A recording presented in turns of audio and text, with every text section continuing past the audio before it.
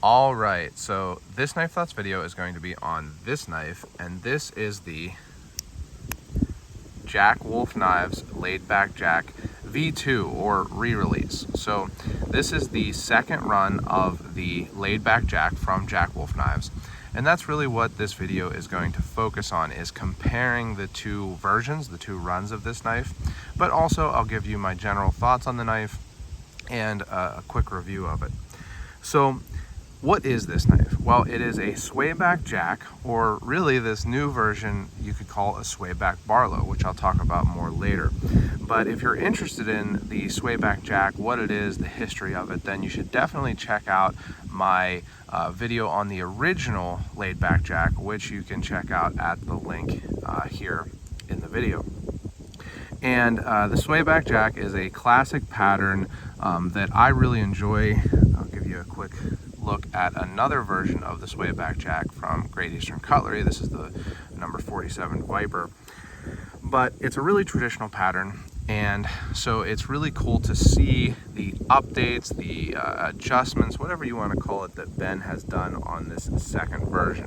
Now, first of all, one difference between this and the original version is that the second version here is in S90V steel, and the first laid back jack, like the first several patterns from Jack Wolf Knives, was in M390, but recently they have moved over to S90V, and so far I have found it to be a good change. I think both are going to work, more than well enough for general tasks, for really what you're going to be using a slip joint like this for. I had no issues with the M390, but I have found that the S90V seems to hold an edge really well. So I'm happy with that change from M390 to S90V. Another change is that the sharpening choil is a good bit bigger on this newer version. So you can see that that cutout there is quite a bit deeper. Now, the downside of that is that it's a bigger area for as a stress point. But again, on something like this, on a slip joint, it's a non-locking knife, it's not a huge knife, you're not going to be using this in a way that downside really matters. And the upside is that it's going to allow you to sharpen this knife over and over and over until the knife is, about half the width that it originally is here. The blade is half the tallness, I guess you could say, and you'll still be able to have the same edge profile.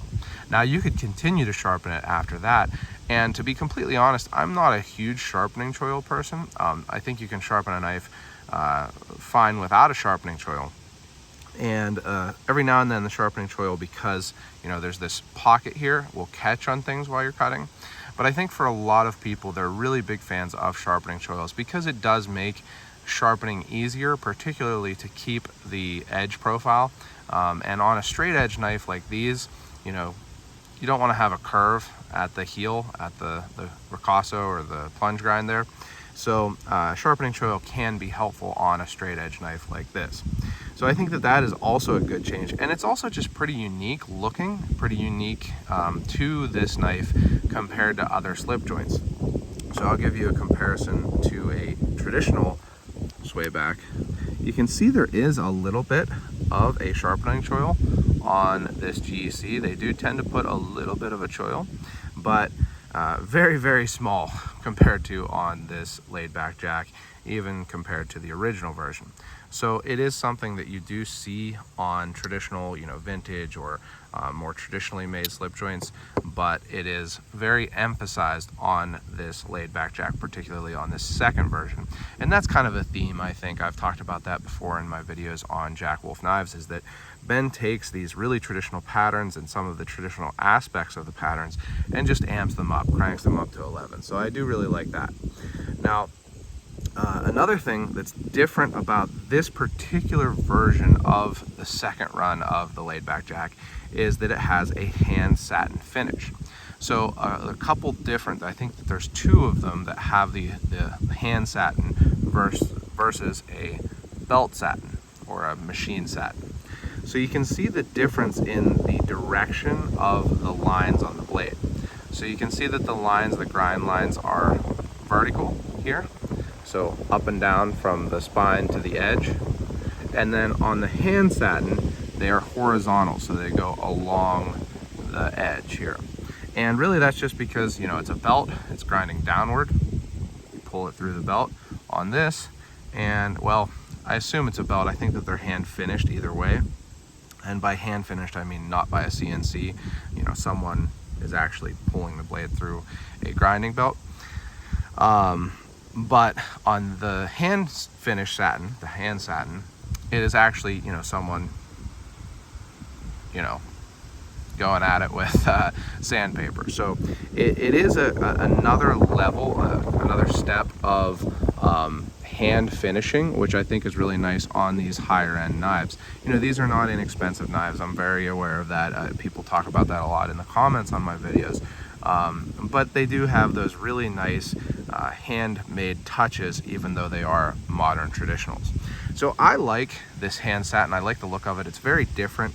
I think that it goes really well with the look of the titanium here. So my version is Jigged titanium. I'll talk more about that a little later, but the Jigged titanium has a very, very dark finish on it, even compared to other Jigged titanium that I have. And it makes a nice pairing with this pretty heavy hand satin. I would call this a pretty you know, heavy-handed hand satin. I've seen other hand satin knives that weren't quite as, you know, clearly hand finished. So I do like the look of it. Now, one thing I noticed, I was cutting a bunch of garlic, cutting the roots off of a bunch of garlic, and there was dirt in the roots. So, you know, dirt, which has little rocks in it, is very tough on an edge. I had to sharpen the blade afterwards, and it sharpened great. It did great, but it's very tough on an edge, and also because there's rocks and things in it, it will scratch a blade. Now, I don't know, I don't have a direct comparison between a belt finish and a hand finish, but I do feel that the hand satin might show the scratches a little bit more. I don't know if I'm going to be able to get it to show up in video here. Seems like it's probably not going to, but there's some scratches, and the reason for that is because they are vertical. If you're cutting, you know, anything that's going to scratch is going to scratch in more of a vertical pattern, so it contrasts with the horizontal pattern of the hand finish a little bit. I don't know if it actually is worse. You know, maybe the belt finish would have shown those scratches more because it is more polished, but you know, just something where you can see it because they are vertical scratches versus the horizontal lines of the hand satin. Another really interesting thing about this knife versus the older version is you can see that the nail nick is smaller on my second run version of the laid back jack. Now, I don't think that that's intentional. I talked to Ben about this, and he said that it's actually just from the hand finishing and not the hand satin, but rather the hand grind that they finish the blades with. So, you know, something like the last 20 or 25%, something like that, of the grind on these knives, even on, like I mentioned, the belt finish, is done by hand. It's not CNC'd. And so there's going to be some variation in how much is actually ground off, how much material is ground off of the blade. And, you know, they likely cut this nail nick before they do that finishing grind, maybe even before they do the initial CNC grind, but definitely before they do the hand finish. And so the amount that that individual person takes off is going to affect the width, the actual wideness of the nail nick. And so they do vary from knife to knife a little bit, not a whole lot, but a little bit. I have seen some other people who are reviewing these talk about the nail nick being smaller, so maybe they just took a little bit more off on this particular run of the Jack Wolf knives. But for me, it's, you know, not really a practical difference at all. So, you know, you can definitely pinch this knife open, which is something I'm really happy about because of one of the other differences with this knife versus the first run, which is, I think, the biggest difference for me, and I'll talk about last in the comparison section here.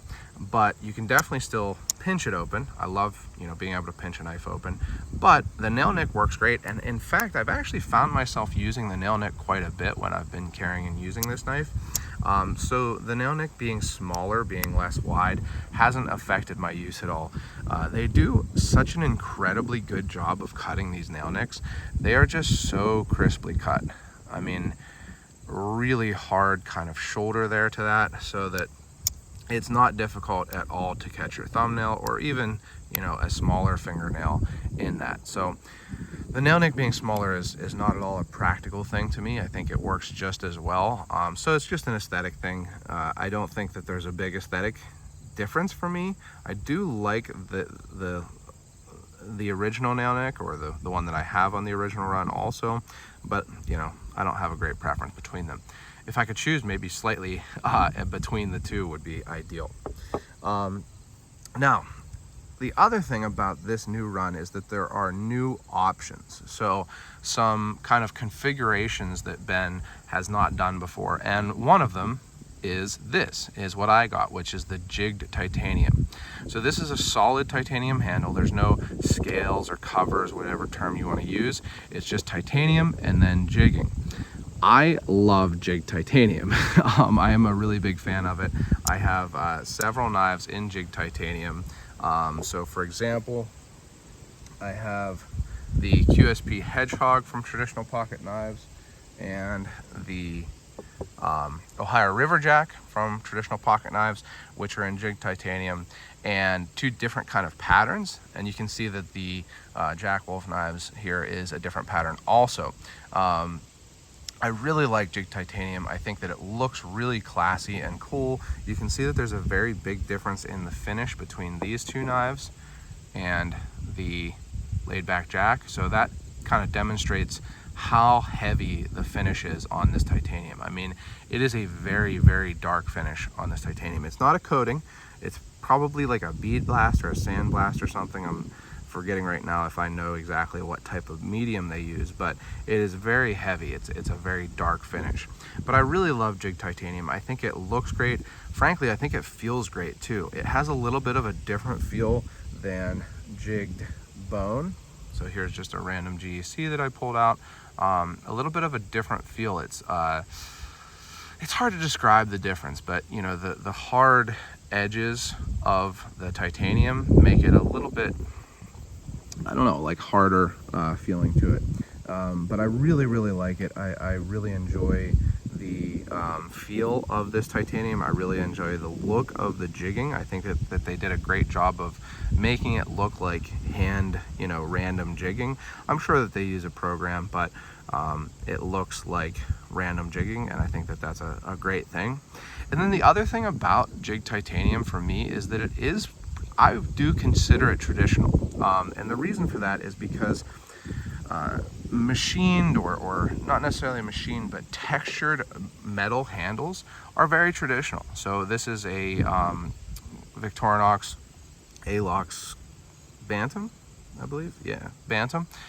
So the Alox handles, you know, that's just a textured aluminum handle versus titanium. And another, you know, favorite of mine is the Queen Big Chief. Again, textured aluminum, but the same idea. This has like a crosshatch pattern on it versus jigging, but they did do jigged metal handles. I'm sure I have one, you know, a vintage jigged metal handle somewhere.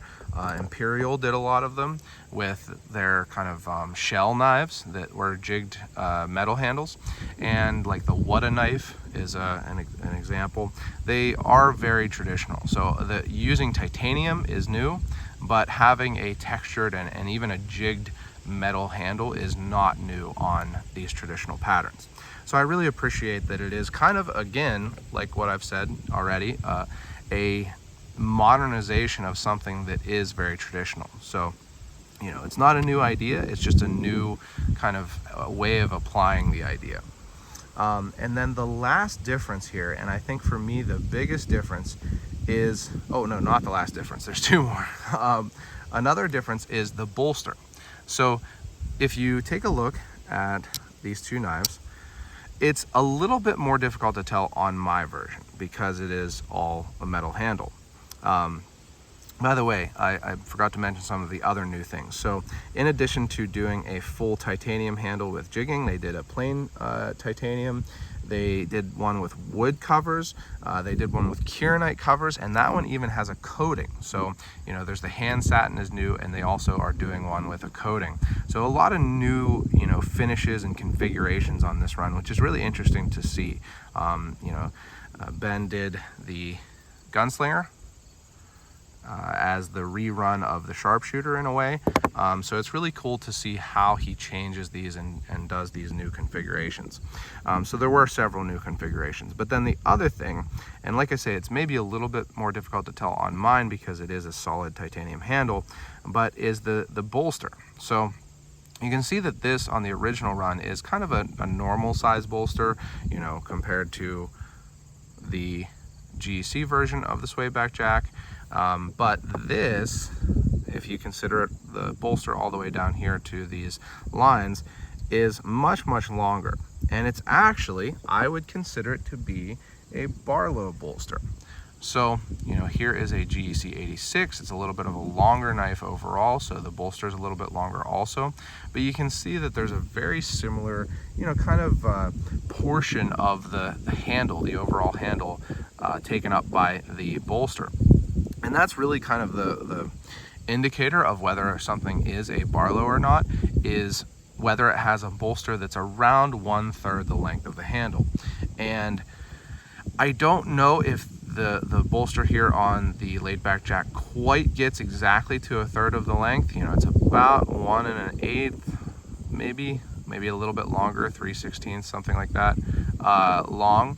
And the overall length is, you know, 3.5-ish, something like that. 3 5/8, I think.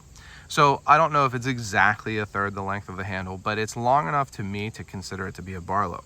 And that's really interesting because I couldn't think of any other swayback Barlows. There are curved Barlows where the blade would be on this side of the handle. That's not something that's, you know, typical. Usually a Barlow is just a regular jack like this, but there are curved Barlows.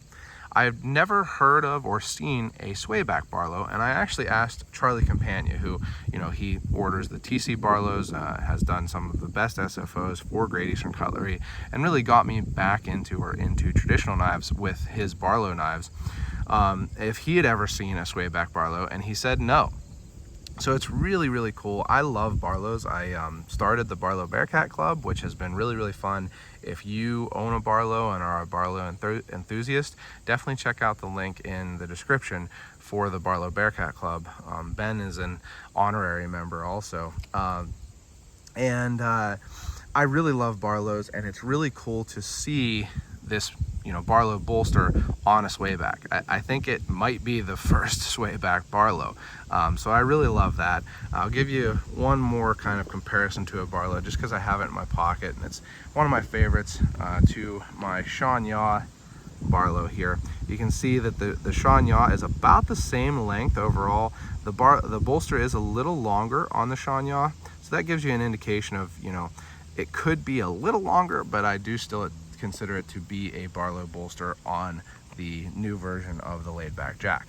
The other thing about the bolster here on the new version is that you can see that it has these 3 lines versus the 1 line on the original. And Ben told me that he has decided that that's going to be kind of a calling card for him, kind of a brand differentiator, or, you know, however you want to say it. All the bolsters here are going to have the 3 lines. I think it looks great. It really does give it kind of a classy look. You can see that on the Gunslinger there, and I believe that it was on, yep, on the Feel Good jack also. So I really like the three lines on the bolsters. I do think it gives it a really classy look, and particularly on this all titanium version, it differentiates. It shows you where the bolster transitions into cover. So I do like that a lot. Now, finally getting to the last difference, and that is how the tip sits in this knife. So I think I might have mentioned it in my video on the original laid back jack, is that the tip sat relatively high. And it was high enough that you can like almost catch your finger on it, not enough that it's going to be like a safety issue. You know, I never really thought that I was going to slice my finger open, but it was a little high for my taste. So I actually did drop the kick. I don't know that it actually, you know, effectively dropped the kick at all, but you can see that I ground the kick of the, or dropped the tip at all, but I did grind the kick of the original laid back jack a little bit. And like I say, I don't know that it actually dropped it. I think this is about where the tip sat originally. And you know, like I say, if you kind of get your finger up into the blade well by pushing it in the edge here, pushing the edge of your finger in, you can catch the tip. It's not going to cut you badly or anything, but it sits a little high for my taste. If you watch my videos, you know I hate proud tips, but I also hate blade wrap, and that can be kind of the trade-off. If you make the tip sit a little lower, you might have blade wrap. Well, Ben made the tip sit much lower. It is very, very deep into this handle, and there's no blade wrap. So I really, really like that change. I think it's a great change. I'm really glad that Ben did it on this second version of the laid back jack. It, you know, has great action. It closes hard and has no blade wrap that I've found, but that tip sits very deep in the frame. So I want to give you a comparison real quick here. You can see the difference right away, and you know, it's pretty significant. I would say like a couple millimeters at least. It sits deeper. And the other good thing about that is with the sharpening choil, you know, you're going to be able to sharpen this knife a lot. Not that I think a lot of people are going to be sharpening this S90V knife enough that it will, you know, lift the edge up very much, but you could sharpen it a lot and that tip would still sit within the frame and not be proud. So I really like that change. It shows that Ben isn't just, you know, worried about the aesthetic, but it is also thinking about the practicality, and I really appreciate that. I think that these are great user knives. Again, I know that they are, you know, not inexpensive knives, but I think if you're gonna spend money on a knife, you want to be able to use it and not worry about, you know, catching on the tip and things like that. So I really appreciate that Ben does think about the practicality and has made that change to make it so you don't have to worry about catching your finger on the tip, and that you can sharpen it a lot and still have your tip sit well within the frame. So I really like that change. And that brings me into just the quality of the knife. Now, if you have watched videos on Jack Wolf knives, you know that these are made really, really well. That remains true here. I mean, it is a superbly made knife. The action, I really couldn't ask anything more. I think that it's pretty much perfect. Sounds great, feels great. It's a nice strong pull. I would say maybe like between a 6 and a 7, 7 I guess. And snaps closed and open great. No blade play, of course. Mine is perfectly centered. It has no gaps. The spring sits flush in all 3 positions. Really just super well done. One thing I did notice is that this edge here on the spine is pretty sharp. But you know, I think that that's just because it is machined so well. It is definitely a hard corner there. So when I've been using it, my thumb goes a little higher up, and then you don't notice that. If your thumb's here, you know, you notice that it is a hard corner. I don't think it's going to cause any real issues in use. Just something I noticed that here on the tang, it is a very 90-degree corner. Another interesting thing about the fact that this is a solid handle is that because it doesn't have those covers, these screws here, these spring screws, sit a little high on the back side. So you can see that they do sit up a little higher. And that is different than on the knives with covers, because the knives with covers, you don't see those spring screws. So you don't see this screw or this screw. Instead, you see the cover screws. So just a little difference to be aware of if you do get the titanium, you know, handled version of this laid back jack, the new run. These screws might sit a little higher than you're used to on the covered versions of Jack Wolf knives. I haven't found it to be an issue in use or really aesthetics either. I think that it feels great in the hand when you're using it either way. All the same stuff is true that I said about using this knife and about the quality of this knife on the new version.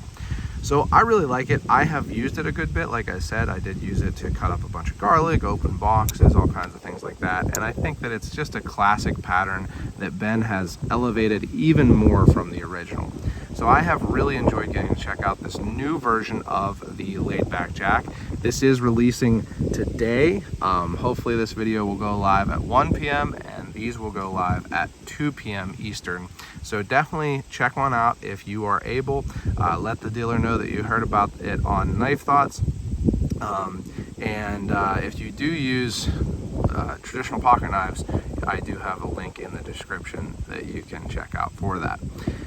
But a huge thank you to Ben for sending this along for review. It's been really fun getting to check out all of these Jack Wolf knives, and really interesting in particular to see how he is updating them. So, you know, these are the first two knives that came out, the sharpshooter and the laid back jack, and now we have the gunslinger and the laid back jack. I guess you can't see those very well, can you? Laid back jack V2. It's been really fun to check them out and see how Ben is updating them, and I think he did a really great job on this new version of the laid back jack.